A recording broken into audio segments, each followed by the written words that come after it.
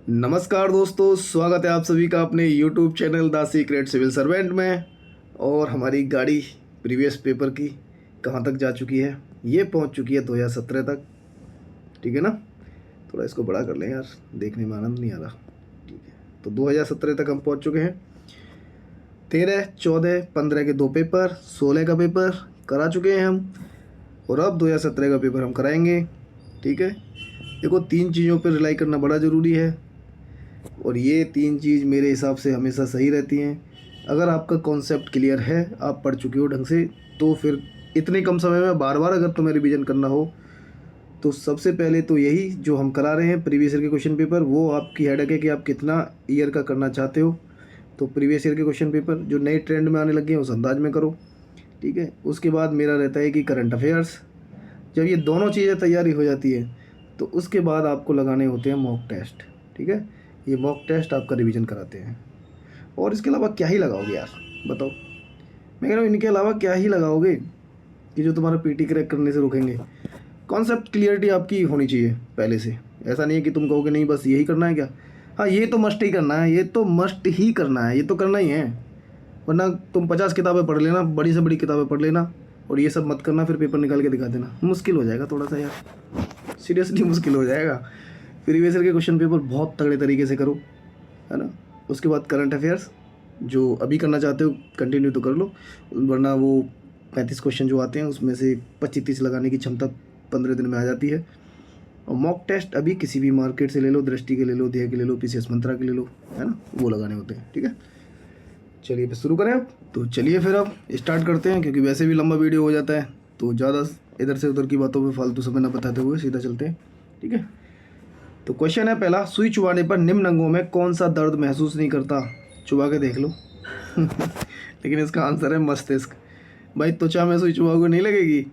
Heart, नेत्र, अच्छा heart का तो एहसास नहीं है, नेत्र का तो है, मस्तिष्क का भी है, ऊपर से खोपड़ी में लगाओगे तो, लेकिन मस्तिष्क इसका आंसर है, दर्द महसूस नहीं करते। ठीक है, निम्न में से किस जंतु में खुर नहीं पाए जाते? इसमें से कुछ जंतु रहते हैं जो आपने देखे होंगे और उनके खुर भी देखे होंगे। हिरण देखा है, खुर देखे? गांव से बिलोंग करते होगे तो देखे होंगे। हमारी तरफ तो पहले बहुत सारे हिरन रहा करते थे, क्योंकि ऊसर ज़मीन थी। फिर गवर्नमेंट का जो है प्रोग्राम चले, उस ऊसर ज़मीन को कृषि योग्य बनाया गया, वहाँ से फिर हिरन, नीलगाय वगैरह गायब हो गई। घोड़े के खुर देखे हैं कि नहीं देखे? तो ये दोनों ऑप्शन तो ऐसे गलत हो गए, अब 2 बचते थे। गीदड़ हमने पास से देखा नहीं है। जेबरा, जेबरा तो देखा है क्या? नहीं देखा। हालांकि इसका आंसर क्या है? गीदड़। इसमें खुर नहीं होते गीदड़ में। फलों के मीठे स्वाद का कारण क्या है? फलों के मीठे स्वाद का कारण क्या है, बताइए? फा से फ्रक्टोज, फा से फ्रक्टोज, फ्रक्टोज फल, है ना। तो फलों में फ्रक्टोज पाया जाता है, इसके कारण वो मीठे होते हैं। और माल्टोज है, तो माल्टोज में माल्ट शर्करा पाई जाती है, और माल्टोज का स्वाद भी मिठाई होता है। इसका उपयोग बियर और को स्वादिष्ट बनाने के लिए किया जाता है। बियर पी हुई तो पता होगा आपको, है ना। और राइबोज, ये एक कार्बोहाइड्रेट है। राइबोज क्या है? एक कार्बोहाइड्रेट है। इसे साधारण शुगर कहते हैं। क्या कहते हैं? साधारण शुगर। और लैक्टोज आपको पता ही है, दूध में पाया जाता है। लैक्टोज क्या है? दूध में पाया जाता है। तो इसका आंसर है आपका फ्रक्टोज, पहले ही बता दिया हमने फल का। निम्न में कौन सा एक पदार्थ प्राकृतिक बहुलक है? रट लेना, पूछता है, बार बार पूछेगा, रिपीट होगा, ये क्या होगा? रिपीट होगा और हुआ है, देखना आप। तो प्राकृतिक क्या है? प्राकृतिक है आपका रेशम। ठीक है, क्योंकि ये क्या होता है कि ये सबसे उत्तम किस्म का रेशम है, जो शहतूत पर रहने वाले जो कीड़े होते हैं उनके लार्वा से बनता है। शहतूत पर रहने वाले कीड़े होते हैं उनके लार्वा से बनता है, तो ये प्राकृतिक हो गया। बाकी ये जो आप देख रहे हो बेकेलाइट, केवलार, लेक्सन, ये आपको ऑप्शन में आगे फिर मिलेंगे, इनको याद कर लेना। ये आर्टिफिशियल है ना, ये आर्टिफिशियल बहुलक है, ना कि ये प्राकृतिक। निम्न में से कौन सा युग्म सही सुमेलित नहीं है? तो नहीं पे तो ध्यान देना है आपको। ठीक है, अच्छा, इंसुलिन नाम से अगर वैसे नहीं याद होगा तो आपको मालूम होगा डायबिटीज़ जिसको हो जाती है और टाइप 1 टाइप की हो जाती है, तो जिसमें इंसुलिन के इंजेक्शन लगाना ज़रूरी हो जाता है। तो इसका जो कार्य होता है वो ये होता है कि रक्त की शर्करा का नियंत्रण करता है वो, तो ये सही है। ऑक्सीटोसिन जो है आपका स्तन ग्रंथि से दुग्ध निस्सरण के लिए है, मतलब दुग्ध स्राव के लिए, है ना। जैसे अब गांव में भैंस वगैरह रहती थी अगर, तो लैंग्वेज देसी लैंग्वेज में बोलते तो उसे बोलते थे कि पसरा नहीं रही है, ऐसी कुछ बोलते थे ना कि पसरा नहीं, कि दूध नहीं दे रही, तो वो इंजेक्शन वगैरह लगाते थे, दूधिया वगैरह आते थे, तो 2 मिनट के अंदर जो है तैयार। तो ऑक्सीटोसिन वही है, तो स्तन ग्रंथि से दुग्ध का निस्सरण। गैस्ट्रिन क्या है आपका, तो ये आंसर यहाँ दे रखा है नीचे, भोजन के उपापचय को नियमन करता है, रक्तचाप का नियमन नहीं करता है वो। और मेलाटोनिन है आपका निद्रा का नियंत्रण। मेलाटोनिन क्या है, निद्रा का नियंत्रण करता है, ठीक है। ऊपर के 3 ऑप्शन सही थे। गैस्ट्रिन का संबंध सही नहीं था, इसलिए भोजन के उपापचय का नियमन करता है, तो ये आंसर नीचे दे रखा है आपका, ठीक है। चलिए, यूरिया क्या है, यूरिया क्या है जो खेतीबाड़ी में यूज होता है, जिसमें आपका नाइट्रोजन पाया जाता है, तो क्या है ये एक नाइट्रोजन युक्त कार्बनिक यौगिक है। क्या है, कार्बनिक यौगिक है, वरना यहाँ नाइट्रोजन युक्त अकार्बनिक भी दे रहा है, लेकिन ये अकार्बनिक नहीं है, कार्बनिक यौगिक है, ठीक है। एलपीजी सिलेंडर के रिसाव से उत्पन्न होने वाली दुर्गंध, अब ये एलपीजी से संबंधित क्वेश्चन आप कर चुके हो, क्योंकि एलपीजी में क्वेश्चन ये भी पूछा था कि एलपीजी में क्या कौन कौन सी गैस होती हैं, तो ये प्रोपेन और ब्यूटेन होती हैं। बट इसमें क्या पूछ रहा है कि सिलेंडर के रिसाव से उत्पन्न होने वाली जो दुर्गंध होती है वो किसकी होती है, तो वो होती है आपकी इथाइल मरकैप्टन की, ठीक है। इसको डाला जाता है कि पता चल जाए रिसाव अगर हो रहा है तो, ठीक है। आगे बढ़ते हैं। मानव शरीर में सेलुलोज के पाचन में असक्षम है, मतलब मानव शरीर सेलुलोज के पाचन में असक्षम है। सेलुलोज मतलब जैसे अभी कोई आप खाते हो फल फ्रूट, तो उसके ऊपर की जो छाल होती है, खाल जिसे बोलेंगे, छाल फलों की जो ऊपर की, छील के नहीं खाओगे तो आप, जैसे आप लौकी ले लो और लौकी को ऐसे ही खा जाओ बगैर छीले, तो वो सेलुलोज की तो बनी है। या पेड़ों की जो छाल होती है वो सेलुलोज। तो मानव शरीर जो है सेलुलोज के पाचन में असक्षम होता है, ये बात सत्य है भाई, है ना। क्योंकि अगर ऐसे खा लेते हो तो आपका पेट भरा भरा सा लगता है, पाचन होता ही नहीं है उसका। मानव शरीर में स्टार्च अपघटक एंजाइम डाइस्टेस विद्यमान रहता है, ये भी बात सत्य है, लेकिन कथन और कारण दोनों अलग अलग जा रहे हैं, तो इसका ऑप्शन जाएगा आपका बी, है ना, क्योंकि वो उसको सहमत नहीं कर रहा है। मानव शरीर में स्टार्च अपघटक डाइस्टेस होता है, तो स्टार्च होता है, सेलुलोज से उसका कोई लेना देना है नहीं। चलिए, विटामिन का क्वेश्चन फेवरेट हमेशा से आएगा, हर पेपर में आएगा, तो विटामिन को ढंग से कर लो। इस बार विटामिन का क्या दे रखा है, विटामिन के नाम दे रखे हैं और वो किसके विरोध में काम करते हैं वो दे रखा है। विटामिन B12 प्रति अरक्तता कारक, सही है। विटामिन C स्कर्वी, तो प्रति स्कर्वी कारक, बिल्कुल सही है। विटामिन D ये रिकेट्स, विटामिन D की कमी से कौन सा रोग होता है, रिकेट्स, तो वंध्यात्व रोग ही नहीं होता, वो रिकेट्स कारक होता है, प्रति रिकेट्स कारक, है ना। तो यही आंसर हो जाएगा इसका, क्योंकि यही गलत है। आपका विटामिन के रक्त को जमाने का काम करता है, तो प्रति रक्तस्रावी कारक है, ठीक है, तो ये सही है। आयोडीन की कमी से कौन सा रोग होता है, ऐसी कुछ पूछा है क्या, तो आयोडीन की कमी से इसमें देखो चारों में से ऑप्शन में से कौन सा रोग होता है, गहंगा रोग होता है, ठीक है। इस पे मैं प्रीवियस क्वेश्चन पेपर में आपसे पूछ चुका हूँ, आंसर शायद सुबी गुप्ता जी ने दिया था इसका, ठीक है। कमेंट सेक्शन में लिखा करो, कुछ जो क्वेश्चन पूछते हैं उसके आंसर लिखा करो, है ना। निम्न में से कौन सा कार्बनिक अम्ल अंगूर, इमली तथा केला में प्रचुर मात्रा में विद्यमान रहता है, तो ये है आपका टार्टरेक अम्ल। कौन सा, टार्टरेक अम्ल। उसके बाद आप देखोगे कि एसिटिक अम्ल है, सिट्रिक अम्ल है। सिट्रिक अम्ल आपका खट्टे फलों में पाया जाता है, जैसे आपका आंवला है, संतरा है, नींबू है ना, सिट्रिक अम्ल मिलेगा। लैक्टिक अम्ल आपको दूध में मिलता है, जो लैक्टोज अभी ऊपर देखे थे, ये लैक्टिक अम्ल आपका दूध में मिलता है। और एसिटिक अम्ल किस में मिलता है बताइए, तो एसिटिक अम्ल आप देखोगे सिरके में मिलता है, किसमें, सिरके में, तो ये आपको पता रहना चाहिए। अभी तो यही पूछ लिया, फिर आगे देखोगे तो ये सब पूछ लेगा नीचे वाले, ठीक है। निम्न ईंधनों में से कौन न्यूनतम पर्यावरणीय प्रदूषण उत्पन्न करेगा, ऐसा ईंधन जो आजकल इस्तेमाल करने की बात चलती हो, परंपरागत ईंधन से हट करके, तो ये तो पहले से ही हो रहे थे, तो नया ईंधन तो यही है हाइड्रोजन, जो न्यूनतम पर्यावरणीय प्रदूषण उत्पन्न करेगा। ऐसा नहीं कह रहे हैं कि हम बिल्कुल नहीं करेगा, लेकिन न्यूनतम करेगा। निम्न में से किसका मस्तिष्क उसके शरीर के अनुपात में सबसे बड़ा होता है, ये है भैया चींटी। अपने भार से 20 गुना ज़्यादा भार उठा लेती है, शाबाश। तुम उठा के देख लो भाई साहब, 70 kg वेट है तो 70 kg भी ना उठा पाओगे, और वो 20 गुना उठा लेती है। कृत्रिम उपग्रह पृथ्वी से सुस्पष्टता से ट्रैक किया जाता है। ये इसमें कौन सा प्रभाव इस्तेमाल होता है? क्या रडार के द्वारा किया जाता है, क्या सोनार के द्वारा, या पल्सर के द्वारा? इनमें से कोई नहीं। डॉपलर प्रभाव के द्वारा जो आर्टिफिशियल उपग्रह होते हैं, सैटेलाइट होते हैं आपके, वो पृथ्वी से सुस्पष्टता से ट्रैक किए जाते हैं, वो है डॉपलर प्रभाव के द्वारा। ठीक है ना। चलिए,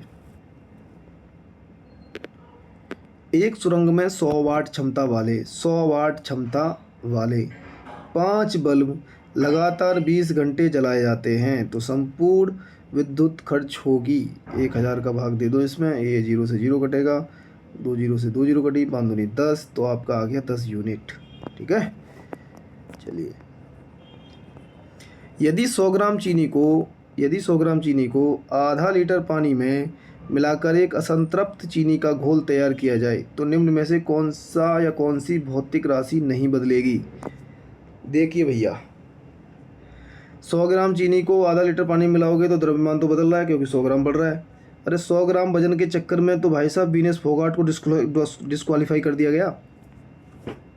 हालांकि उसका इससे कोई लेना देना है नहीं है, बस याद आ गया, बड़ी सेटबैक हुआ, वरना गोल्ड मेडल जीतने की प्रबल दावेदार। ठीक है, तो द्रव्यमान तो बदलेगा, घनत्व भी बदल जाएगा, सांद्रता भी बदल जाएगी, आयतन नहीं बदलेगा, क्योंकि उसके जो स्पेस रहेगा आधा लीटर पानी में, उस स्पेस में चीनी बैठ जाएगी तो आयतन उतना ही रहेगा। तो आंसर आपका यही है। बाकी ये 3 सही थे, मतलब राशि नहीं बदलेगी, वो आयतन नहीं बदलेगा। आंसर आपका ये है। अच्छा, मोबाइल चार्जर क्या होता है भाई? मोबाइल चार्जर क्या है? तो मोबाइल चार्जर आपका इन्वर्टर है क्या? नहीं। यूपीएस है क्या? नहीं। ऊंचाई ट्रांसफार्मर है? नहीं। अपचाई ट्रांसफार्मर है? हाँ जी। अपचाई ट्रांसफार्मर का मतलब है कि ये वोल्टेज को घटाने का काम करता है। तो मोबाइल चार्जर क्या है? जितना वोल्टेज होगा उसको कम कर देता है, फिर आपका मोबाइल चार्ज होता है। तो अपचाई ट्रांसफार्मर मोबाइल चार्जर। ठीक है ना। और उच्चाई ट्रांसफार्मर का क्या मतलब है? कि ये कम वोल्टेज को हाई कर देता होगा, फिर यही काम करता होगा फिर, क्यों भाई? वोल्टेज को बढ़ाने का काम करेगा। वही आप यूपीएस देखोगे, यूपीएस इसकी फुल फॉर्म होती है अनइंटरप्टेबल पावर सप्लाई, है ना। तो ये लगता है हार्डवेयर डिवाइस है एक। तो ये पावर आउटेज के समय पे जो कटौती वगैरह होती है या पावर बढ़ोतरी के मामले में ये बैकअप सोर्स प्रदान करता है। बड़ी बड़ी कंपनी वगैरह में लगा रहता है। अच्छा, इसकी कंपनी मेरे भाई की भी है, छोटी मोटी सही, स्टार्टअप खोला हुआ है उनका यही काम है यूपीएस का। तो ये यूपीएस। ठीक है। आगे एक इन्वर्टर। तो इन्वर्टर क्या होता है आपका, बताइए, इन्वर्टर क्या करेगा? तो इन्वर्टर का काम होता है डायरेक्ट करंट को अल्टरनेटिव करंट में चेंज करना, मतलब डीसी को एसी में करंट करना, एसी में चेंज करना। ठीक है। चलिए, पित्ताशय में उपस्थित पत्थर निम्न में से किसका पाचन प्रभावित करता है? पित्ताशय में जो उपस्थित पत्थर होता है वो निम्न में से किसका पाचन, जो पथरी हो जाती है वो किसका पाचन प्रभावित करता है? पथरी बढ़ जाएगी तो वसा का पाचन प्रभावित करेगा। ठीक है ना। किसका करेगा? वसा का। तो पित्ताशय में तो मैमाले में पित्त का भंडारण करता है वो, है ना। तो उस समय पे अंदर पित्त के अवयवों के संघनन से बना हुआ जो रवाकृत जमाव होता है ना, वो पित्त की पथरी कहलाता है कि पथरी पड़ गई है। मेरे एक दोस्त हैं, जब हम उनके साथ रहते थे प्रशांत, तो उनको बहुत दर्द हुआ एक बार, उनकी पथरी थी। फिर हम शिमला घूमने गए थे तो दिखा रहे थे हाथ में रख कर के ये पथरी, बड़ा सा कंकड़ था, मूत्र मार्ग से बाहर आया था उनके, तो दिक्कत करता है। तो वसा का पाचन प्रभावित करता है, तो उसमें वसा वाली चीज़ों को खाने से बचा जाता है। ठीक है। निम्न में से कौन सा अनुवांशिक रोग नहीं है? अनुवांशिक रोग नहीं है तो रतौंधी आपको मालूम है किसकी वजह से होता है? विटामिन ए की कमी के कारण होता है रतौंधी। तो ये अनुवांशिक रोग लग रहा है? नहीं है, यही आंसर है इसका। बाकी ये तीनों अनुवांशिक रोग हैं।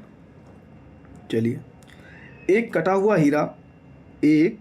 हीरा जगमगाहट, इसको थोड़ा ब्लैक किया जाए। एक कटा हुआ हीरा जगमगाहट के साथ चमकता है, जगमगाहट के साथ चमकता है, क्या कारण है? पूर्ण आंतरिक परावर्तन। कैसे? पूर्ण आंतरिक परावर्तन। चलिए, नेक्स्ट क्वेश्चन देखिए। सूचीबद्ध दे रखी है, उत्पाद दे रखे हैं, उसका स्रोत दे रखा है कि क्या स्रोत है। इसमें से 4 ऑप्शन है आपके पास। आपको मैं कहूँ कि प्रीवियस क्वेश्चन पेपर में आपने इसमें से कौन सा पढ़ा है? तो आप कुनैन बता दोगे तुरंत, और कुनैन का छाल से बता दोगे, है ना, सिनकोना। तो छाल से बताओगे, जैसे ही आप डी का 1 से मिला दोगे आपको आंसर नज़दीक पहुंच जाओगे। कम से कम एक और ये 2 को तो बाय बाय टाटा कर दोगे। ये 2 ऑप्शन का तो बाय बाय टाटा कर दिया आपने, कर दिया कि नहीं कर दिया। अब आपके पास 2 ऑप्शन बचे। फिर थोड़ा सा और मिलाने की कोशिश करो कि अफीम क्या है, हींग क्या है। तो हींग है आपकी जड़, हींग क्या है, जड़। बी का 2 से जैसे ही आपने मिलाया आंसर आपको मिल गया। तो ये एलिमिनेशन तरीका अपनाओ। और प्रीवियस क्वेश्चन पेपर का फ़ायदा यही है कि आपको कोई ना कोई ऑप्शन तो मिल ही जाता है। कुनैन मिल गया, आपने कम से कम 50% काम अपना कर लिया। टेलीविज़न दर्शक डिश एंटीना प्रयुक्त करते हुए बरसात में उपग्रह सिग्नल नहीं प्राप्त करते क्योंकि एंटीना छोटे होते हैं। सही बात है। वर्षा की बूंदें रेडियो तरंगों की ऊर्जा को अवशोषित करती है। बात तो सही है। वर्षा की बूंदें रेडियो तरंगों की ऊर्जा की मूल दिशा को विचलित करती है। सही है, ठीक है। वैसे बचपन में एंटीना वाले जब टीवी चलती थी तो एक ऊपर चला जाता था, थोड़ा थोड़ा घुमाता था, टीवी के सिग्नल कभी गए कभी आ गए, कभी सरसराहट आ रही, कभी टीवी एंकर ही नाच रहा है उसमें, क्योंकि झूमती थी ना। कितनी तरक्की हो गई है समय के साथ। निम्न में से कौन सा युग्म सही सुमेलित नहीं है? 4 ऑप्शन है। नत्रजन स्थिरीकरण कारक दे रखे हैं आपके, है ना, तो बताइए। धान में नील हरित शैवाल होता है, बिल्कुल सही है। राइजोबियम लेग्यूमिनीसरम किस में मिलता है? मटर में, बिल्कुल सही है। ये तो फिर भी पूछ लेगा तुमको, दोबारा भी पूछेगा, बीसीजी पूछता ही है। एजोटोबैक्टर गेहूं में मिलता है, ये भी सही है। ये कह रहा कौन सुमेलित नहीं है? अजोला धान में पाया जाता है, धान के लिए है ये। अजोला क्या है? धान के लिए, मक्का के लिए नहीं, धान के लिए। ब्रिटिश काल में सामान्यतः भारत का व्यापार संतुलन अनुकूल था। मान लें, चलो अनुकूल था। धन की निकासी का स्वरूप अप्रतिफलित निर्यात था। बात तो सही कह रहे हैं कि धन की निकासी का स्वरूप अप्रतिफलित। तो इसका आंसर क्या होगा? कथन को कारण संतुष्ट कर रहा है, ठीक है ना। तो ये कथन नहीं लिखना चाहिए, यहाँ कारण होना चाहिए, क्योंकि कारण कह रहा है वो, है ना। तो धन की निकासी का स्वरूप अप्रतिफलित निर्यात था, तो ये दोनों सही है। तो धन की निकासी से आपको कॉन्सेप्ट पता होगा, दादा भाई नौरोजी ने इनको दिया था। और धन के बहिर्गमन को इन्होंने अनिष्टों को अनिष्ट कहा था, दादा भाई नौरोजी ने, है ना। उसके पास धन की निकासी से संबंधित उनकी एक बुक थी, दादा भाई नौरोजी द्वारा लिखित। वो बुक का नाम बताना आप, कौन सी बुक है। ऋग्वेद में कई परिच्छेदों में प्रयुक्त अघन्य शब्द, अघन्य या कहो अघन्या, आका डंडा और लगा दो, अघन्या किसके लिए था? तो ये था गाय के लिए। अघन्या का मतलब होता है ना मारे जाने योग्य पशु। क्या होता है? ना मारे जाने योग्य पशु, ठीक है। चलिए, निम्न में से किस शैलकृत्य गुफा में 11 सिरों के बोधिसत्व? बुद्ध पे तो क्वेश्चन आता ही है, तो 11 सिरों के बोधिसत्व का अंकन कहाँ मिलता है? आप देखिए कहाँ, ये सारे के सारे आपको मिल जाएंगे, नामी गिरामी नाम है ये सारे, लेकिन इसका आंसर है किस शिला शैलकृत गुफा में 11 सिरों के बोधिसत्व का अंकन मिलता है? तो वो है कन्हेरी। कन्हेरी जो है आपका संजय गांधी नेशनल पार्क है, उसी के प्रांगण में है कन्हेरी गुफाएं। और कितनी गुफाएं हैं उसमें? गुफाओं की संख्या है 109। तो 109 में से जो नंबर है 41 नंबर की गुफा, वो है कन्हेरी गुफा। उसमें ही ये 11 सिरों के बोधिसत्व का अंकन मिलता है। बाकी ये, अब ये तुम एक प्रकार से देख लो कि कन्हेरी आपने पढ़ लिया, लेकिन ये भी किसी से कम नहीं है। ये भी रोहित शर्मा और विराट कोहली हैं, जो आते जाते दिखाई देंगे तुमको फिर से पेपरों में, है ना। तो जैसे अजंता है, तो अजंता भी महाराष्ट्र में औरंगाबाद के निकट है। इसमें 29 गुफाएं मिलती हैं। कितनी? 29। वहीं एलोरा में आपने पढ़ी 34 गुफाएं होती हैं। 1 से 12 तक हिंदू गुफाएं, है ना। 1 से 12 तक बौद्धों की गुफाएं, 13 से 29 तक हिंदुओं की, और 30 से 34 तक जैन की गुफाएं हैं। ये सब पढ़ा होगा इनके बारे में आपने। कार्ले चैत्य पढ़ा होगा, ये बौद्धों का ही है। और चैत्य और बिहार के बारे में पढ़ा होगा, चैत्य क्या होते हैं, बिहार क्या होते हैं। चलिए, निम्नलिखित कथनों पर विचार कीजिए। पश्चिम गोदावरी जिले के गुंटू फल्ली में प्रारंभिक और विहार चट्टानों को काटकर बनाए गए हैं, ठीक है। पूर्वी दक्कन के चैत्य और विहार साधारणतया को काटकर बनाए गए हैं, तो इनको भी काटकर बनाया गया, इनको भी काटकर बनाया गया। बात तो दोनों ही सही है। तो कथन 1 और कथन 2 दोनों सही हैं। ऐसे क्वेश्चन जो होते हैं तुम्हें लगेगा कि प्रीवियस क्वेश्चन पेपर में तो ये है नहीं है, नई से अलग से दे दिए गए हैं, तो दे दिए, रट लो फिर भाई, थोड़ा सा ज्ञान अपना बढ़ा लो, इन्फॉर्मेशन। बाकी तो अपना कॉन्सेप्ट पढ़ते ही हो, ठीक है ना। बाकी मॉक टेस्ट जब आप लगाओगे तो फिर से क्वेश्चन आपको मिलते रहेंगे काफ़ी। राज्यसभा द्वारा संविधान के अनुच्छेद 249, ये दोबारा आ गया है, अभी 2016 वाले पेपर में करके ही निकले हैं हम। अनुच्छेद 249 के अंतर्गत पारित संकल्प जिसके द्वारा संसद को राज्य सूची के आधार पर राष्ट्र हित में विधि निर्मित करने का अधिकार दिया गया है प्रवर्त रहेगा। ये क्वेश्चन आपने किया है, डिट्टो किया है। 1 वर्ष से अधिक नहीं रहेगा, 1 वर्ष तक आप रख सकते हो उसको। बाकी आपने आर्टिकल पढ़े थे। 249 में हमने बताया दिया, राष्ट्रीय हित में बोली दिया है। 250 में राज्य विषय पे संसद कानून बना सकती है, लेकिन कंडीशन क्या होगी ये बताओ। 252 में संसद कानून बना सकती है, लेकिन कंडीशन क्या होगी बताओ। 253 में भी संसद राज्य सूची के विषय पे कानून बना सकती है, लेकिन कंडीशन क्या होगी बताओ। तो इनमें क्या क्या दे रखा है, अभी पिछले ही 2016 में क्वेश्चन किया हमने। अकबर के शासनकाल में दक्कन में निम्न पद्धतियों में से कौन सा भू राजस्व वसूली का प्रचलित आधार था। जैसे भू राजस्व वसूली का आधार अकबर के शासनकाल में पूछ रहा है। मुगल काल में अंग्रेजों के समय पे आपने देखा था जमींदारी प्रथा, महलबाड़ी, रैयतबाड़ी, ये भी तो भू राजस्व वसूली का प्रचलित आधार थे। लेकिन अकबर के शासनकाल में कौन सा था, वो भी दक्कन में। स्पेसिफिक पूछ लिया कि दक्कन में क्या था, तो दक्कन में था हल्की संख्या। क्या था, हल्की संख्या। उत्तर में आपका उसी समय अकबर के समय पे जब्ती प्रणाली भी चल रही थी। कौन सी, जब्ती प्रणाली भी थी, भू राजस्व वसूली का आधार। गल्ला बख्शी भी था। क्या था, गल्ला बख्शी भी एक चल रही थी, जिसे बटाई बोल सकते थे, गल्ला बख्शी बटाई। और बटाई वगैरह तो आज भी तुमने देखा होगा, गांव में अगर रहते होगे तो बटाई पे खेत दे देते हैं, है ना। चलिए आगे बढ़े। निम्न विदेशी यात्रियों में से किसने जहांगीर के शासनकाल में भारत की यात्रा की। जहांगीर के शासनकाल में, अभी तक तो आप अंग्रेज वाले को पढ़ लेते थे, विलियम हॉकिंस को 1608 में आया था। अभी तक प्रीवियस में तो यही पढ़ते आ रहे थे तुम, अब यहाँ चेंज मार दिया है, नए नए नाम दिए गए भाई साहब। यहाँ नाम मिल गए तुमको MPMV, MPMV, member of parliament नहीं है ये भाई साहब, ठीक है ना। MPMV है ये। M मॉन्सरेट है, ये P पल्सर्ट है, ये M मनुक्की है, और ये V वर्नियर है। ये अलग अलग समय पे का आए हैं। जैसे अकबर के टाइम पे ये आए थे, ठीक है, और जहांगीर के समय पे आपके ये आए थे पल्सर्ट, ठीक है।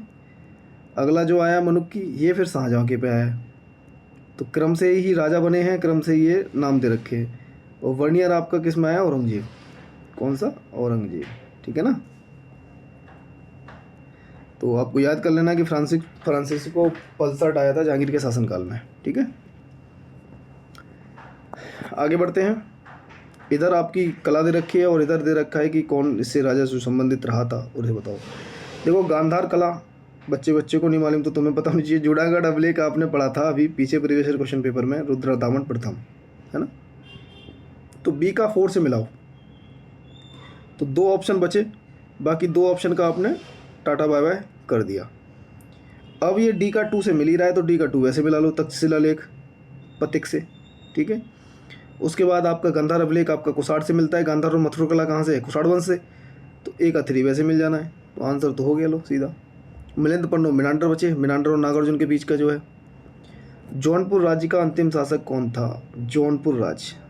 अच्छा, जौनपुर राज्य की स्थापना किसने करी थी, फिरोज शाह तुगलक ने, अपने भाई जोना खां मतलब मोहम्मद बिन तुगलक, उसकी याद में। हालांकि जौनपुर राज्य पे सरकी डायनेस्टी रही थी, और जौनपुर राज्य से आपने मेंस का क्वेश्चन भी करते हो, देखो जौनपुर राज्य पे सीधा सीधा। तो अंतिम शासक कौन था, हुसैन शाह। कौन था, हुसैन शाह जौनपुर राज्य का अंतिम शासक था। निम्न में से कौन सा युग सुमेलित नहीं है, ठीक है। देखो भैया, जौन सा आपको लगे। हेक्टर मुनरो के समय पे बक्सर युद्ध हुआ है क्या, 1764 वाला। लॉर्ड हेस्टिंग्स के समय पे आंग्ल नेपाल युद्ध हुआ, बात तो सत्य है। लॉर्ड वेलेजली के समय पे चतुर्थ आंग्ल मैसूर युद्ध हुआ, बताइए, ये भी बात सत्य है। लॉर्ड कॉर्नवालिस के समय में तृतीय आंग्ल मराठा युद्ध हुआ था क्या, भैया तृतीय आंग्ल मराठा युद्ध हुआ है 1817 से 1818 में, जो डेट दे रखी है ना सामने वो।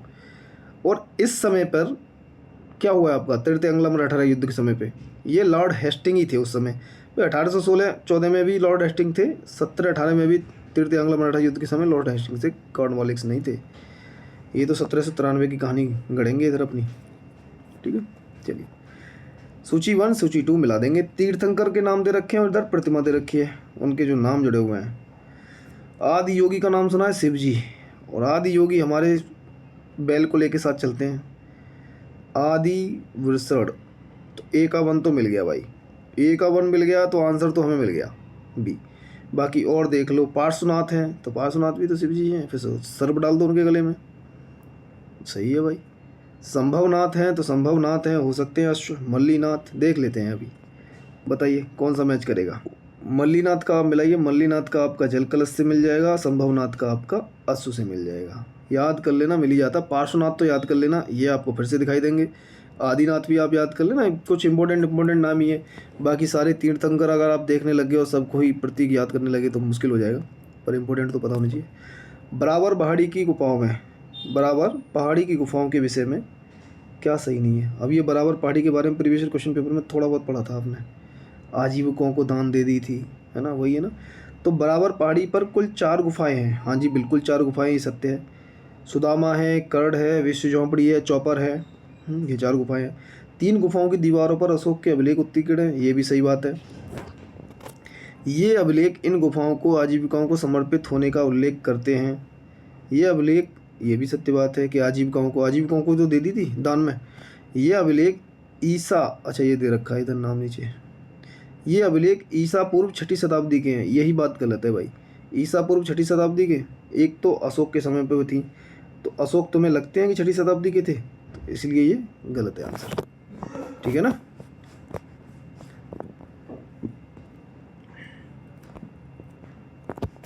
छठी शताब्दी ईसा पूर्व का मत्स्य महाजनपद, टोटल महाजनपद कितने थे? 16। उनके बारे में पता होना चाहिए आपको, क्योंकि यहाँ से क्वेश्चन उठता है। जहाँ से क्वेश्चन उठते हैं वहाँ गलती ना करना, फिर आप कहो कि भैया ये क्वेश्चन हमसे नहीं हो पाया, आता हुआ हमसे रह गया। अरे आता हुआ नहीं रह गया, तैयारी नहीं थी, बाकी तो छोटी मोटी जानकारी निचले स्तर पे तो हमको पता ही है।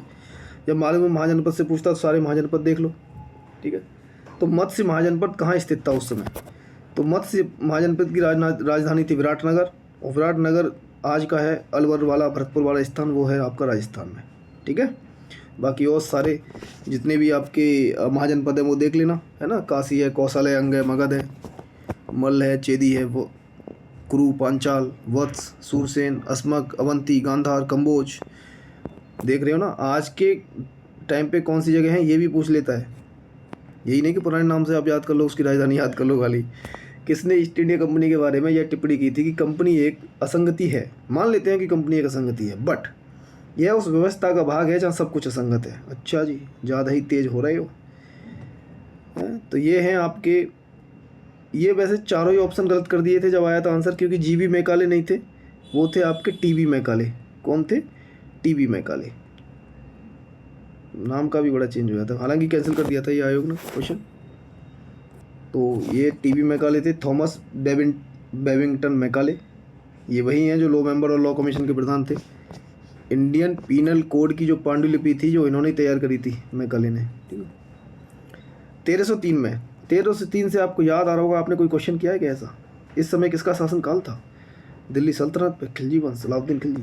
1303 में काकतीय शासकों की सेना ने निम्न में से किसकी सेना को वारंगल में परास्त किया? तो अगर इल्तुतमिश तो आपको मालूम है 1211 पे गद्दी बैठा तो 1236 में हट गया था, तो ये तो होगा नहीं। इसके बाद बलबन, ये भी नहीं होगा। मोहम्मद बिन तुगलक में गड़बड़ कर सकते थे, बस 1303 देख करके आप जाओगे अलाउद्दीन खिलजी पर, ठीक है। चलिए, निम्न में से कौन सा युग्म सही सुमेलित नहीं है, बताइए। देखो, पावना विद्रोह 1873 सही है ना।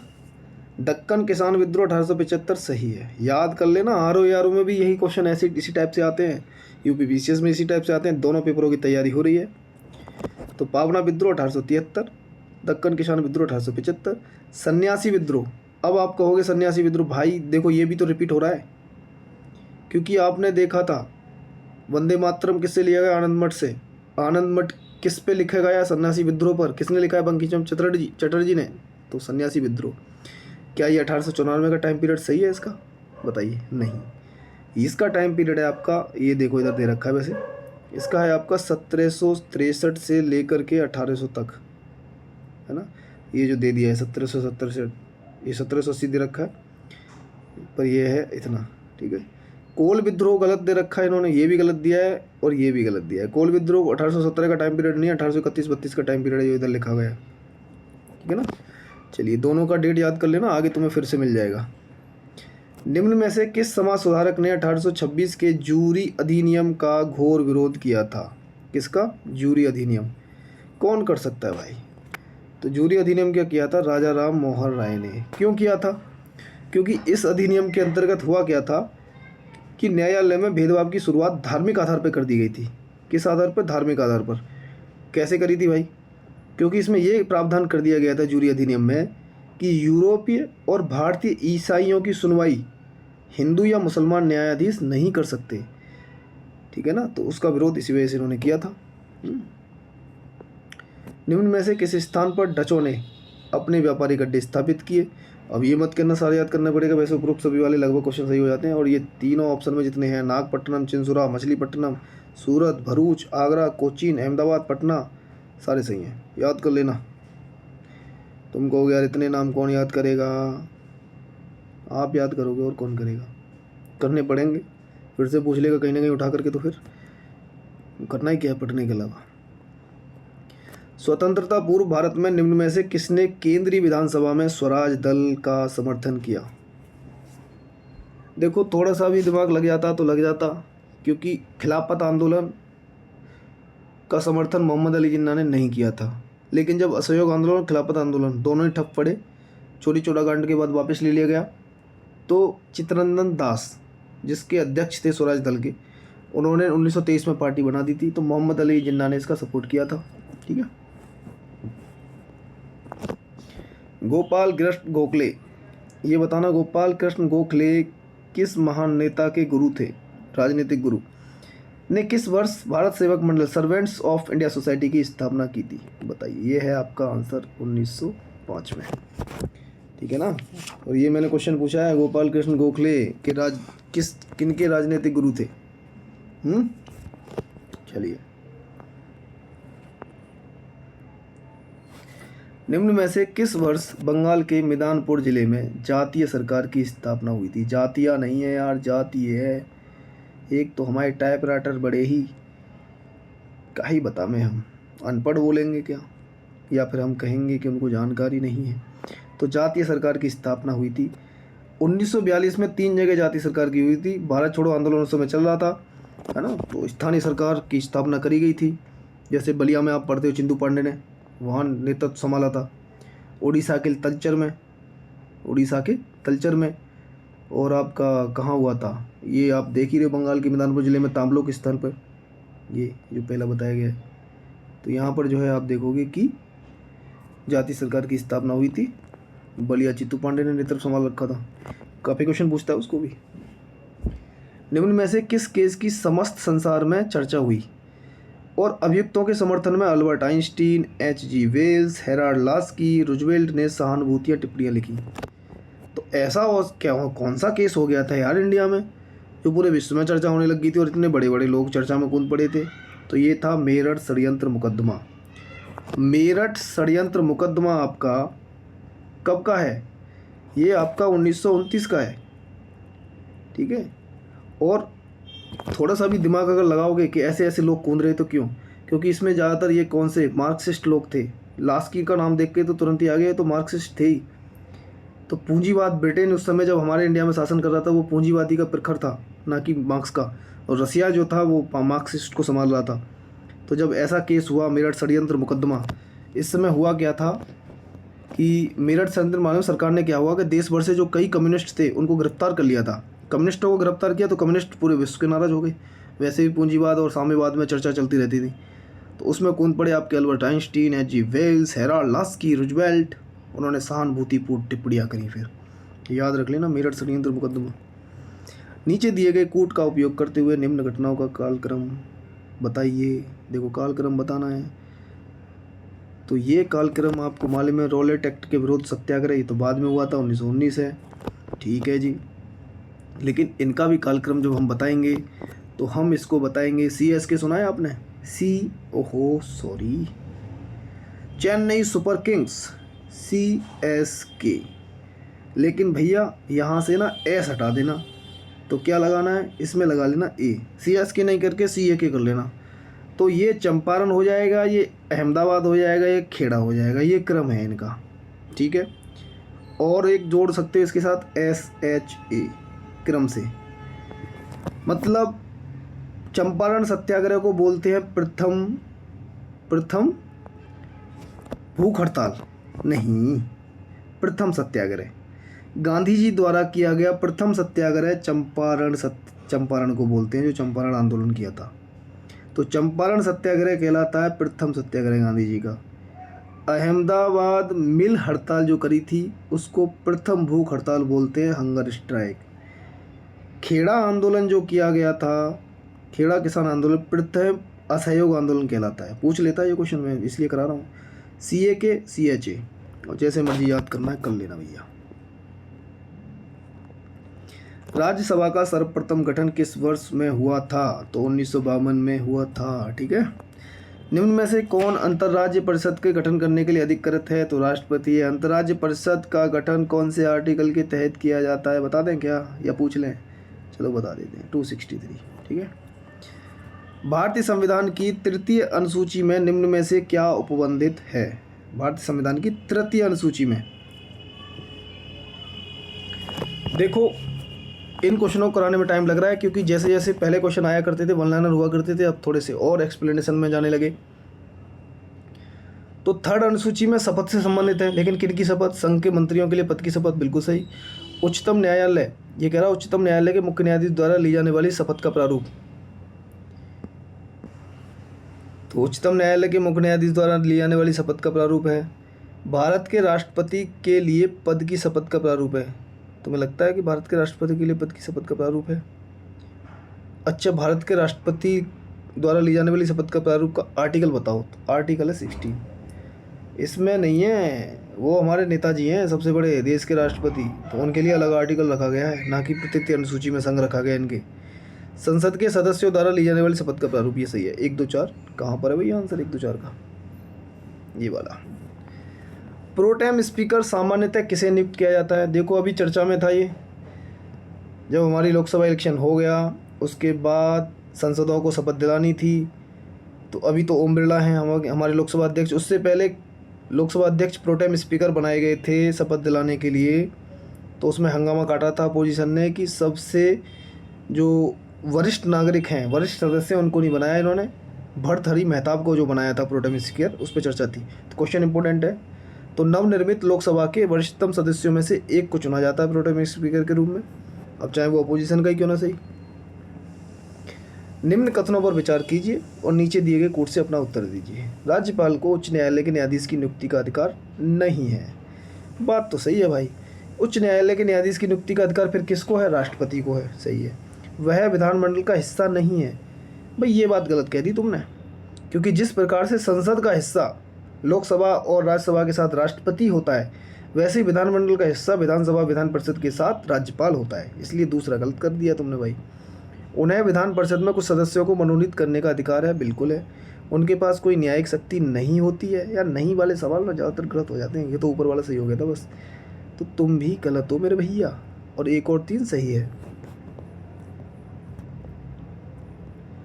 निम्न में से कौन संविधान के अनुच्छेद 21 में नहीं आता?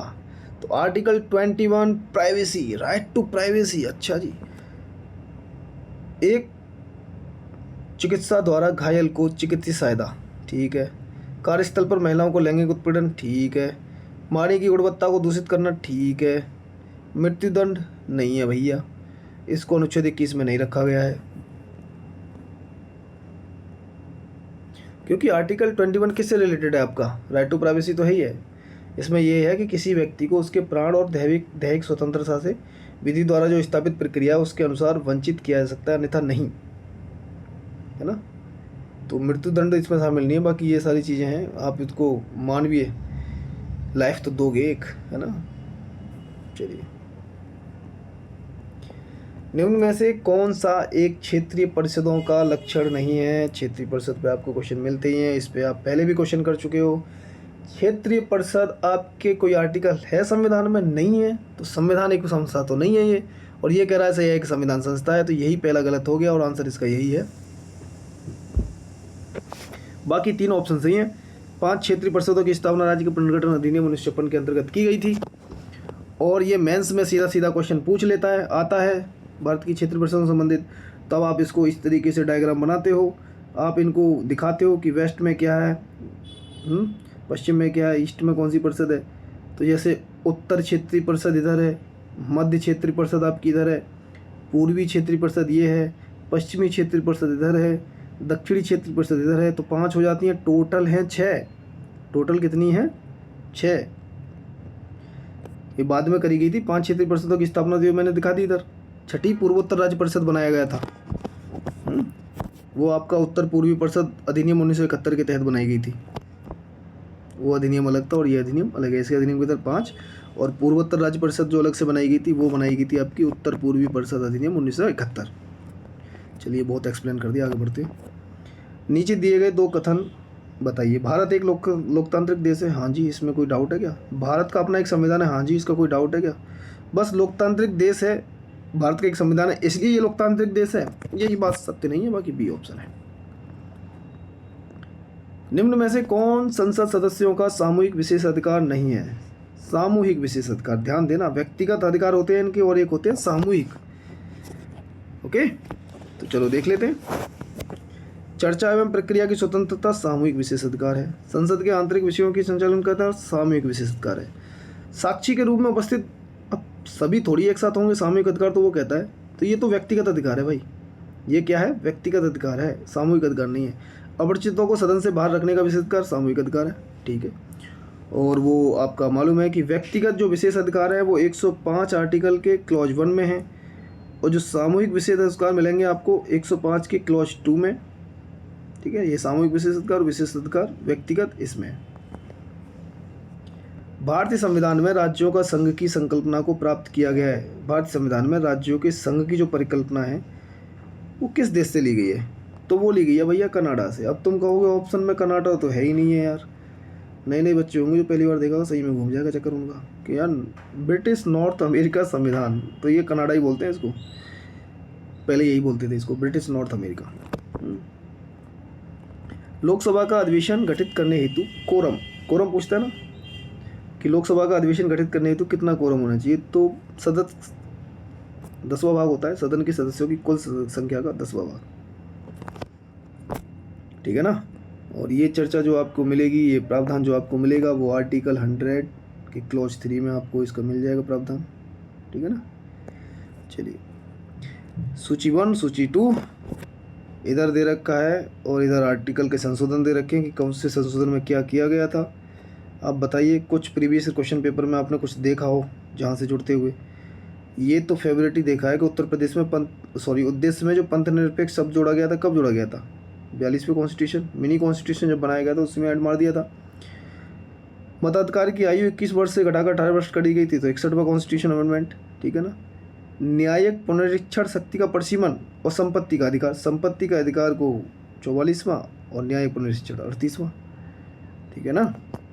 चलिए मिला लेना फिर बाकी आप। भारत एवं अमेरिका की राजनीतिक व्यवस्थाओं के बीच निम्न में से कौन सी विशेषताएं समान हैं? अमेरिका और भारत का ज़्यादातर कंपेरिजन करता है, वहाँ की चीज़ें पूछता है, तो पता रहनी चाहिए। देखो, अवशिष्ट शक्तियाँ केंद्र के पास हैं, तो ये भारत में है अवशिष्ट शक्तियाँ केंद्र के पास, अमेरिका में नहीं है, तो इसलिए ये गलत है। अवशिष्ट शक्तियाँ राज्य के पास हैं, तो अवशिष्ट शक्तियाँ राज्य के पास अमेरिका में है, लेकिन भारत में नहीं है, भारत में तो केंद्र के पास है, तो इसलिए ये गलत, क्योंकि दोनों में समान होनी चाहिए। राष्ट्रपति के पास पॉकेट वीटो की शक्ति है। हाँ जी बिल्कुल है, ये हमारे राष्ट्रपति के पास है, उनके पास भी है क्या? हाँ जी। उच्च सदन में कुछ मनोनीत सदस्य होते हैं, तो भारत के राष्ट्रपति तो उच्च सदन में कुछ मनोनीत सदस्य रखता है, लेकिन अमेरिका के में ऐसा कुछ है नहीं।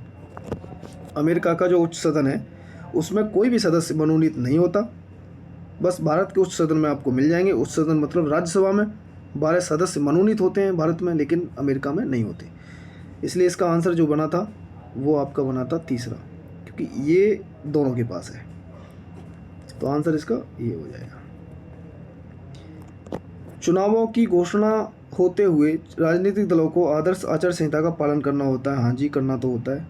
आदर्श आचार संहिता को संसद ने अधिनियमित किया? नहीं, संसद नहीं करती भाई, इलेक्शन कमीशन का छोले भटूरे बेचने के लिए बैठा है फिर, तो आदर्श आचार संहिता को इलेक्शन कमीशन अधिनियमित करता है।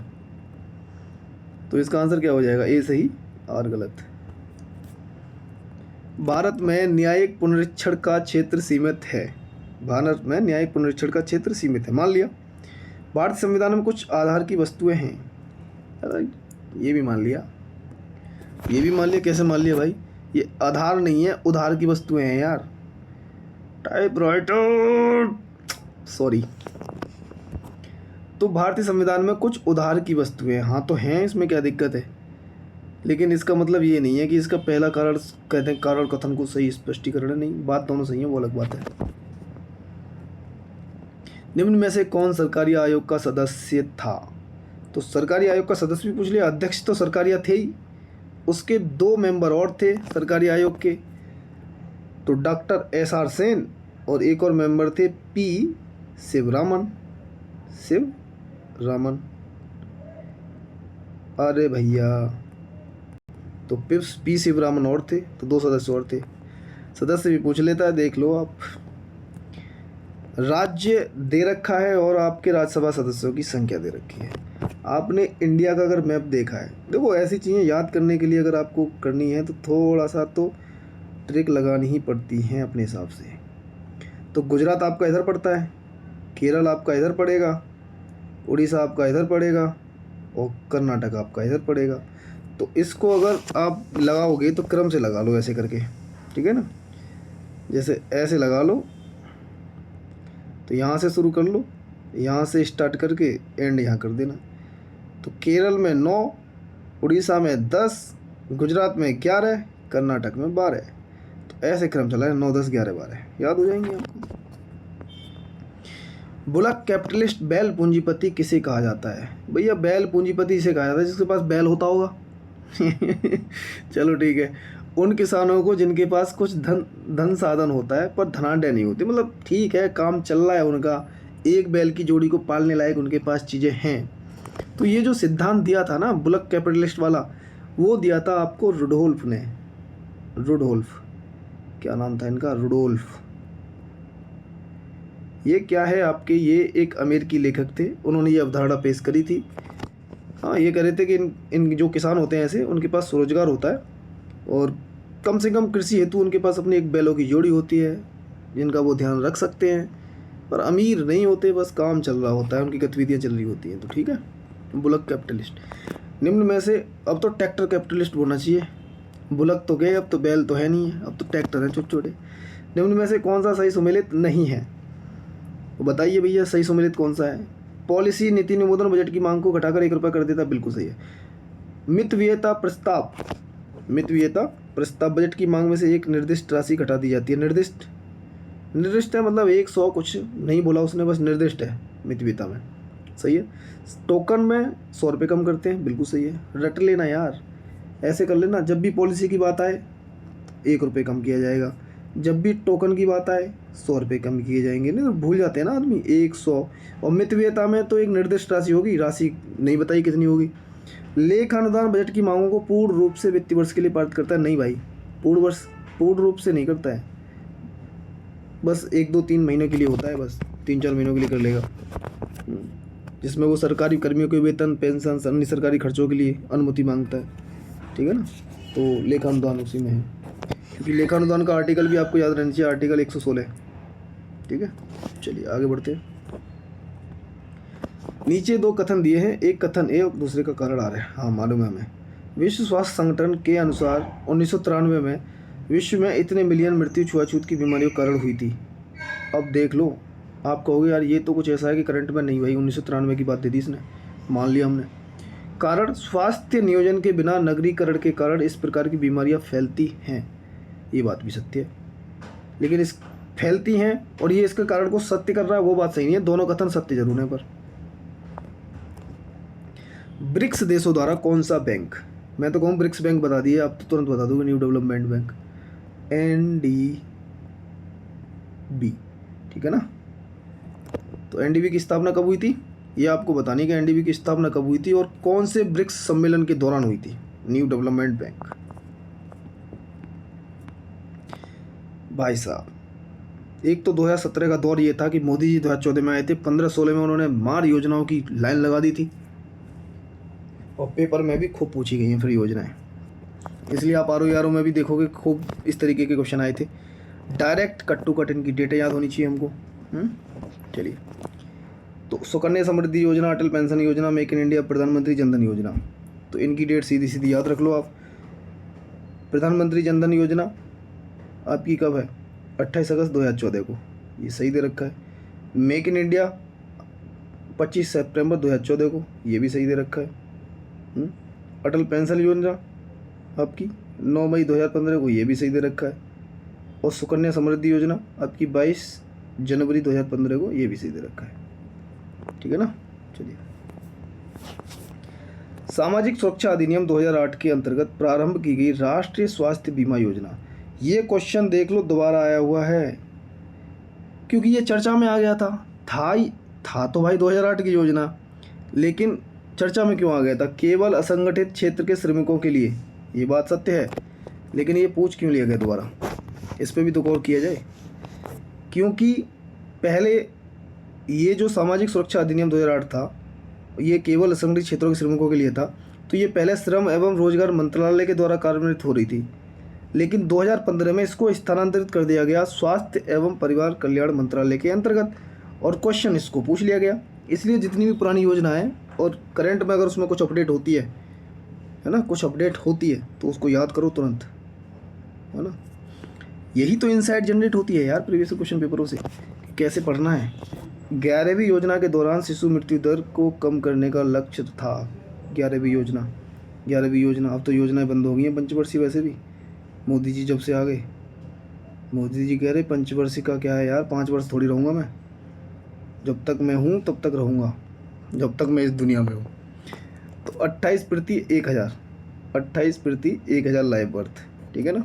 चलिए, भारत सरकार द्वारा अनुमोदित सक्षम परियोजना, कौन सी योजना? सक्षम परियोजना किससे संबंधित है भाई? यह है आपकी नवीन अप्रत्यक्ष कर नेटवर्क से। और ये मत सोच लेना ये हाल कल की है, लेकिन हाँ करंट की योजना है भाई, करंट की योजना है तो करंट में आएगी। इकोनॉमी वाले क्वेश्चन है, दोबारा नहीं पूछेगा। अपनी नई करंट योजना देखिए आप, ये क्वेश्चन दोबारा पूछ सकता है आपको। क्यों भाई? स्टार्टअप्स की विशेष आवश्यकताओं को पूरा किया जाता है। दूत निवेशकों की मात्रा, एंजल इन्वेस्टर बोलते हैं इनको, और बजट में एंजल इन्वेस्टर को काफ़ी छूट दी गई है, उनको टैक्स वगैरह में भी एंजल टैक्स हटा दिया गया। तो उससे क्वेश्चन ये बनेगा, ढंग से पढ़ लेना उस वाले एरिया को, क्योंकि जब ये पहले पूछा हुआ है तो दोबारा क्या चांस नहीं है। इसी तरीके से तैयार करना होता है हमको। जोखिम युक्त पूंजी भीड़ वित्त पोषण के माध्यम से उपरोक्त सभी आंसर है, तो सही है, लगा दो। निम्न में से कौन से वर्ल्ड इकोनॉमिक फोरम द्वारा ग्लोबल जेंडर गैप इंडेक्स के आकलन हेतु प्राचल, जो उसके कुछ रहते हैं नॉर्म्स, उनके रूप में प्रयुक्त नहीं होता? कौन सा नॉर्म प्रयुक्त? हेल्थ तो होगा ही, एजुकेशन भी होगा, आर्थिक स्थिति हुई, आराम हराम है, किसने कहा था? आंसर इसका ये है कि डी इसका नहीं है, ठीक है। चलिए, भारत सरकार द्वारा प्रारंभ की गई स्वदेश दर्शन योजना, करंट का क्वेश्चन है। अब उस समय के करंट का क्वेश्चन है, अगर इस समय ये स्वदेश दर्शन योजना कौन चर्चा में होगी तो याद कर लेना, वरना छोड़ देना। निम्न में से किस पर्यटन चक्र का विकास सम्मिलित नहीं है? उस समय जब आंसर क्वेश्चन आया था तो सूफी चक्र नहीं था, उसके बाद सूफी चक्र को ऐड कर लिया गया। अब तो देखोगे तो चारों हैं आपके, और भी हैं इसमें जुड़े हुए आपको, ठीक है ना, क्योंकि 13 थीम आधारित चक्र बनाए गए थे। नेशनल फैमिली हेल्थ सर्वे 3, अब ये 3 का दे रहा है तो इसका कोई मतलब है नहीं है तुम्हें देखने का, क्योंकि अब तुम्हारा आ गया national family health survey 5। Economic question उठा लिए थे कुछ, जिसे दिखाने के लिए क्वेश्चन कहाँ से उठते हैं। ऊर्जा गंगा परियोजना के निम्न में से कौन से कथन सही हैं? तो ये भी करंट का क्वेश्चन है कि इसे अक्टूबर 2016 में आरम्भ किया गया। अब 2016 में आरम्भ किया गया तो 2017 में पूछ लिया गया यार, ठीक है ना, कोई मतलब नहीं। हटाओ सावन की घटा। निम्न में से किस वर्ष में संयुक्त राष्ट्र संघ ने परम गरीबी की परिभाषा अंगीकृत की? ये सही है क्वेश्चन, ये तो एकदम सही है। संयुक्त राष्ट्र संघ ने परम गरीबी की परिभाषा कब की? कोपेनहेगन में इसका सम्मेलन हुआ 1995 में, ठीक है ना। तो 1995 में कोपेनहेगन में आयोजित किया गया था सामाजिक विकास के लिए विश्व शिखर सम्मेलन। उसमें जो है आपको परम गरीबी की परिभाषा दी गई थी। इसके 2 रूप बताए गए थे, है ना, गरीबी के 2 रूप बताए थे। अगर आप गरीबी रखते हो तो उसके उन्होंने 2 रूप बताए, ठीक है ना। और 2 रूप में उन्होंने रखा था, एक परम गरीबी जो आपसे पूछ लिया गया ऊपर, है ना, परम गरीबी, और दूसरा रखा था समग्र गरीबी। कौन सा? समग्र गरीबी। अगला, प्रधानमंत्री जनधन योजना, digital gender Atlas for advancing girl education in India, प्रधानमंत्री सुरक्षा बीमा योजना, मुद्रा बैंक योजना। इन चारों की आपको डेट पता होनी चाहिए, ठीक है ना। तो प्रधानमंत्री जनधन योजना अभी इसी पेपर में पीछे पूछ चुका है, तो 28 अगस्त 2014 इसकी डेट है, ठीक है। इसकी आपको 8 मार्च 2015 है, इसकी क्या है 8 मार्च 2015। प्रधानमंत्री सुरक्षा योजना की डेट क्या है 9 मई 2015, और मुद्रा बैंक योजना की क्या है 8 अप्रैल 2015। इसकी क्या है 8 अप्रैल 2015।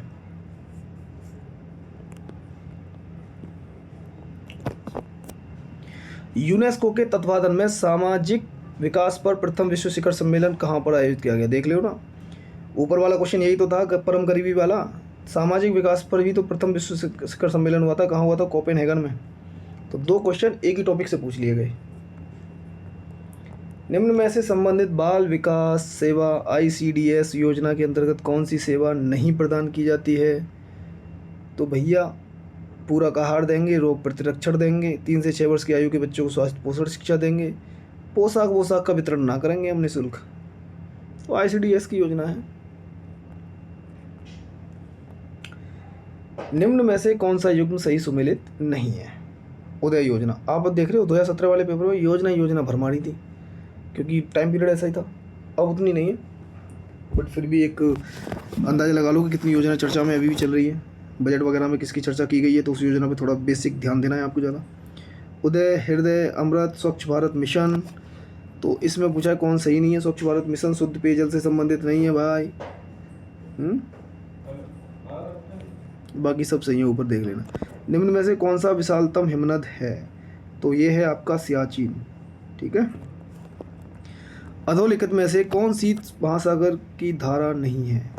देखो समुद्री धाराएं पूछता है, याद रखना आप। कनारी, हम्बोल्ट, अयोसियो, अगुलाहास गर्म जलधारा है, ये आपकी हिंद महासागर की धारा है। बाकी सबको आपको पता होगा, उत्तरी अटलांटिक, हम्बोल्ट ये प्रशांत महासागर चिली वाले तट पे, और ओयोसियो आपका बैठेगा उत्तरी प्रशांत महासागर। ये तो एटलस देखोगे ना, बहुत अच्छे से उसमें दिखा रखी है। बाकी क्वेश्चन बनता है यहाँ से, ठीक। निम्न में से कौन सा युग्म सही सुमेलित नहीं है, ठीक है। दर्रे दे दिए, दर्रे, ये दोनों क्वेश्चन आपने प्रीवियस में देखे हैं कि नहीं देखे, ये बताओ। आंखें खोल के फाड़ के देखो बॉस। नाथुला दर्रा सिक्किम में कितनी बार पढ़ोगे। सही सुमेलित नहीं पूछ रहा है, मेघालय दे दिया है। हाटो, जो पहले आ रखे हैं उन्हीं को गलत करके ये दे देता है, आगे चल करके 2 नए और दे देता है। उनको तुम सही मान के चलो, पुराने वाले को गौर से पढ़ रखा हो तो गलत कर दोगे। बाकी जो जिला जम्मू कश्मीर, बामंडला अरुणाचल प्रदेश, सिपकिला हिमाचल, रट लो। निम्न में से किसे यूरोप की तेल राजधानी कहा जाता है। एबरडीन, रट लो। दोबारा से पूछेगा फिर से चेप देना। निम्न में से किस देश समूह की सीमा इजराइल से लगी हुई है। और ये क्वेश्चन दोबारा से आ सकता है, ऐसी उम्मीद रखो अगर कॉपी पेस्ट चलता है चीज़ें तो, क्योंकि लेबनान, सीरिया, जॉर्डन, मिस्र, ये आपका आंसर सही है। क्योंकि अगर आप देखोगे इस तरीके से कि ये अगर इजराइल मान लिया तो लेबनान आपका इधर है, सीरिया इधर है, जॉर्डन ये रहा, मिस्र नीचे है, इस तरीके से। मैप को तो देखना ही पड़ेगा सही से, क्योंकि जो चर्चित है रसिया यूक्रेन वाला एरिया, इजराइल वाला एरिया, ईरान की तरफ का, यही चर्चित एरिया चल रहा है आजकल। तो निम्न में से कौन सा सबसे बड़ा पठार है। सबसे बड़ा पठार तिब्बत का पठार। नहीं भैया, इन चारों में से बताओ, तिब्बत तो है ही नहीं इसमें, तो कौन सा पठार सबसे बड़ा है, तो बताओ भैया कौन सा है। तो इसमें कोलोराडो का पठार है ना। तिब्बत का पठार विश्व का सबसे बड़ा पठार है, पर कम में तुम्हें दिख रहा हो या मैं ना दिख रहा हो जी। कोलोराडो का पठार तो दिख रहा है। चलिए, भारत का सर्वाधिक गहराई वाला बंदरगाह, भारत का सर्वाधिक गहराई वाला बंदरगाह कौन सा है। अब मैं फिर कह दूंगा यही बात है कि सर्वाधिक गहराई वाला बंदरगाह तो या मैं दे ही ना रखो भाई। सर्वाधिक गहराई वाला बंदरगाह कहाँ है, क्योंकि सर्वाधिक गहराई वाला बंदरगाह है आपका विशाखापत्तनम, है ना। आंध्र प्रदेश के विशाखापट्टनम में भारत का सर्वाधिक गहराई वाला बंदरगाह। इसमें ऑप्शन तो है ही नहीं। अब कहो कि तुम इन चारों में कौन सा सही है। भैया देखो, UPPCSC ने इस क्वेश्चन को हटा दिया था, क्योंकि 2-4 क्वेश्चन तो हटा देता है। वो बॉस है, बॉस, वो हुक्म का एक का बॉस कौन, आयोग, उसकी अपनी चलती है। निम्न सेल क्रमों में कौन सा भारत का 90% से अधिक कोयला प्रदान करता है। कल मैंने पेपर कराया था 2016 वाला, उसमें पूछा था कि कौन सी सेल क्रम चट्टानें नहीं हैं, तो मैंने बताया था भाई यार, तुमने जो है विटामिन पढ़ी है, विटामिन में आपने ADE के पढ़ा है, फैट सॉल्युबल, ई हटा देना, बाकी के तो रहेगा ही ना, ADK। फिर मैंने VG और जोड़ लिया था इसमें। आर्कियन क्रम की चट्टान है, धारवाड़ क्रम की चट्टान है, कुड़प्पा क्रम की चट्टान है, विंध्य क्रम की चट्टान है, गोंडवाना क्रम की चट्टान है। इसमें जो गोंडवाना क्रम की चट्टानें थी, इस पर क्वेश्चन था कि नहीं यही है, और गोंडवाना क्रम की चट्टानों में ही आपका 90% से अधिक कोयला पाया जाता है। ठीक है ना। और बताएं डिटेल में। गोंडवाना क्रम में आपको दामोदर घाटी, गोदावरी घाटी, सोन नदी घाटी, महानदी घाटी, वर्धा घाटी। आप कहोगे ये तो पूर्वी घाट का एरिया है भैया, तो भैया कोयला वोयला पूर्वी घाट पे ही मिले, है क्या ना है। अगर इंडिया का ये मैप बनाते तो इस वाले एरिया से झारखंड, उड़ीसा, छत्तीसगढ़ से खुदाई चल रही है। तो भाई चलिए आगे बढ़ते हैं, अब बहुत हो गया। निम्न लोहा एवं इस्पात कारखानों में से कौन कच्चे माल के क्षेत्र के समीप नहीं है। प्रीवियस ईयर का क्वेश्चन पेपर अगर नहीं किया है तो कुछ नहीं किया है। दुर्गापुर आपका ग्रेट ब्रिटेन, हाँ उसके कहने पे ही है, पश्चिम बंगाल में है ये, कच्चे माल के क्षेत्र के समीप नहीं है। जमशेदपुर आपका झारखंड में है। राउरकेला आपका उड़ीसा में है। सेलम आपका तमिलनाडु में है। ये जगह आपको पता रहनी चाहिए। और ये लोह एवं इस्पात कारखाने हैं, जमशेदपुर, राउरकेला, सेलम। फिर से मिल जाएंगे ज्योग्राफी में, फिर चौंक मत जाना कि ये कहाँ से आ गया। लाल सागर एक उदाहरण है भैया, अक्षय द्रोणी का उदाहरण है। अभी दोबारा मिले ना मिले, कुछ चीज़ें दोबारा मिलती हैं, फिर हम मिले ना मिले, इस ज़िंदगी का क्या भरोसा, क्वेश्चन का भी क्या भरोसा। कर्क रेखा निम्न में से किन राज्यों से होकर गुजरती है। भाई इसका याद किया था, उत्तर प्रदेश तो कतई नहीं था, तो जब कतई नहीं था ना तो तीन तीन तीन तीन हमने उड़ा दिए, बाय बाय टाटा करा दिया, इनका आंसर ही आ गया। बट इसकी एक ट्रिक थी जो कभी पढ़ी थी, तो वो पढ़ी थी मित्र। तो मित्र से जैसे आ गया तो मिजोरम और त्रिपुरा आ गया। फिर था पर से आ गया था पश्चिम बंगाल। मित्र पर गमछा झार, गमछा कैसे लिखा जाता है यार, गमछा ऐसे ही है। तो गुजरात, मध्य प्रदेश, झारखंड। वो छार का मतलब ऐसा था, तो छत्तीसगढ़ और राजस्थान, इस तरीके से याद कर रखा था, मित्र पर गमछा छार। निम्न पहाड़ी जातियों का पश्चिम से पूर्व सही क्रम बताइए। ओहो, गारो, खासी, जयंतिया, ये हमने याद कर रखा था। GK जी, कैसे GK जी, तो जी ऐसे लिखते हैं ना मैंने। अच्छा जी, तन्नू जी, प्रशांत जी, अरविंद जी, तो GK जी, गारो, खासी, जयंतिया। ओके चलिए, नागा। कौन सा युग सही सुमेलित नहीं है।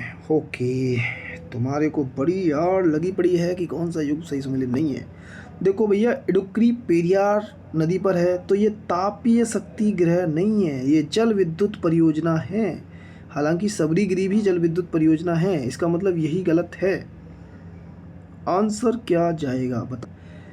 तो सबरीगिरी, घाट प्रभा, रामगंगा, तो ये तीनों आपके आंसर सही हैं। 2 3 4 याद कर लेना, याद तो करना पड़ेगा।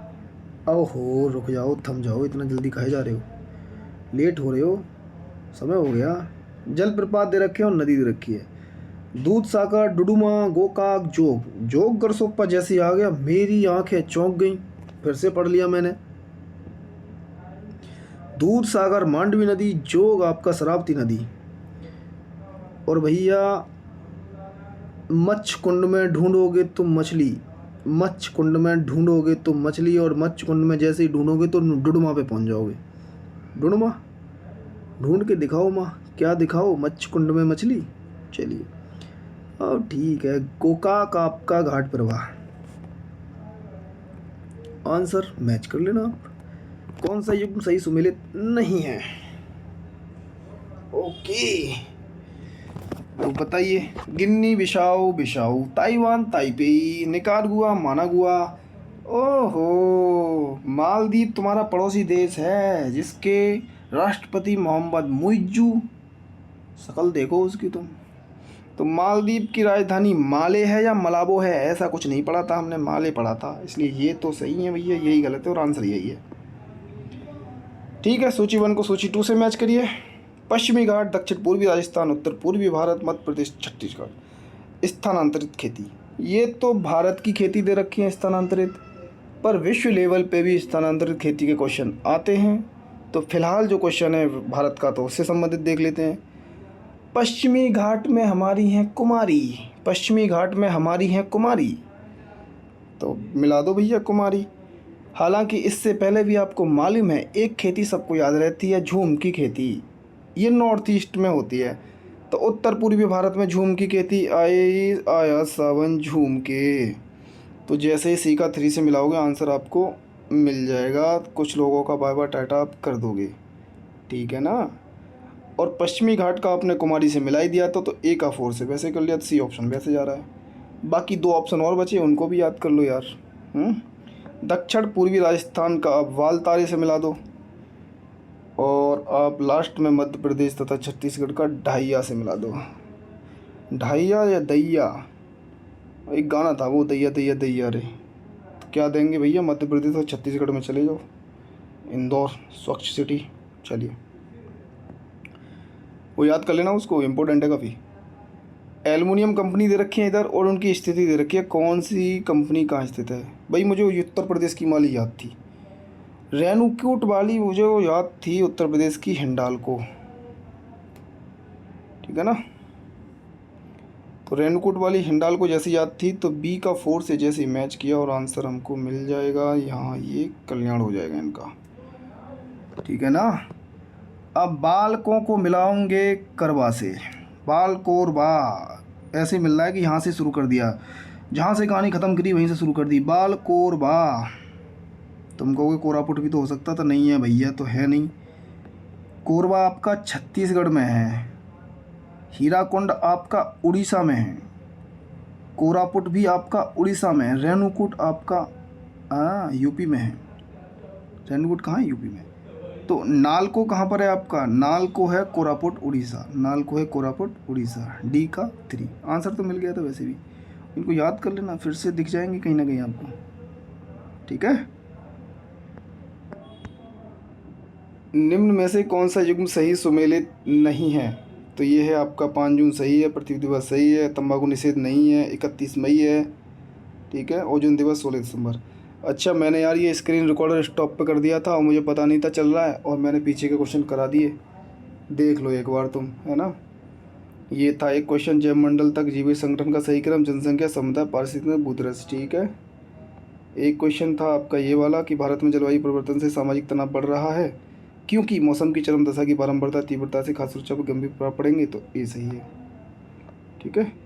और एक क्वेश्चन ये था कि हवा में तैरते हुए श्वसनीय सूक्ष्म कणों का आकार होता है 5 माइक्रोन से अधिक नहीं होता है, 5 माइक्रोन से कम होता है, ओके। एक क्वेश्चन मैंने ये समझाया था कि क्या सुमेलित नहीं है, ग्रीन हाउस गैस पर क्वेश्चन पूछता रहता है, बस पूछने का अंदाज चेंज हो जाता है, इस बार चेंज हो गया इसका क्योंकि सोर्स पूछ लिया। Carbon dioxide gas thermal power सही है। CFC जो है वो ऑटोमोबाइल से नहीं निकलती, वो AC वगैरह एयर कंडीशन वगैरह से। जब तुम्हें गर्मी लगती है ना, कर रहे हो हाई गर्मी, कोई AC वेसी चलाओगे ना यार, ओके। तो ये क्वेश्चन था आपका कि सबसे लिंगानुपात के आधार पर सबसे नीचे कौन है, हरियाणा है। एक क्वेश्चन आपका ये था नागालैंड। आई थिंक इतने ही क्वेश्चन रह गए थे, है ना। चलिए चलते हैं, आगे बढ़ते हैं। स्क्रीन रिकॉर्डर था वो, मुझे लगा शायद चल रहा है और मैं पढ़ाते जा रहा था लगातार, ऊपर देखा तो वो स्टॉप हो रखा है, एक्स्ट्रा मेहनत। हरित गृह प्रभाव, फिर आ गया ना ग्लोबल वार्मिंग।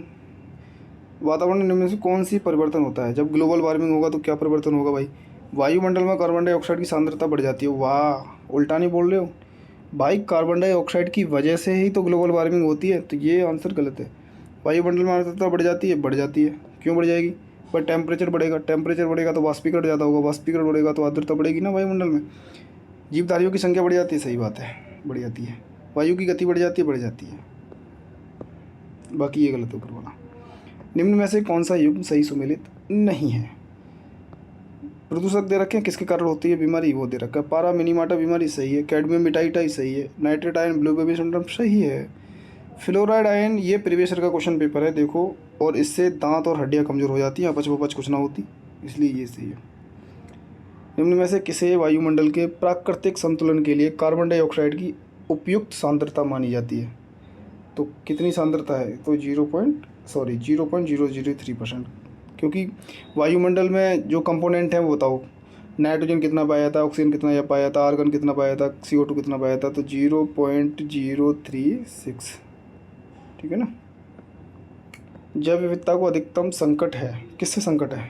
फिर से घूम फिर के क्वेश्चन आ गया और आंसर भी वही आ गया।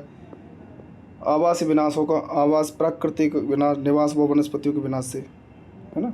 तीसरी चौथी बात देख रहे हो तुम इतने पेपरों में से घूमते फिरते। निम्न में से कौन से जलवायु परिवर्तन के प्रमुख कारक हैं? जलवायु परिवर्तन के प्रमुख कारक, जीवाश्मिक ईंधन का अधिकाधिक प्रज्वलन, ठीक है। तेल चालित स्वचालितों की संख्या का विस्फोटन, ठीक है। सौर दशक में वृद्धि, यही नहीं था बस, बाकी दोनों सही है। रिपीट क्वेश्चन है ये, फिर से मिल जाएगा आपको।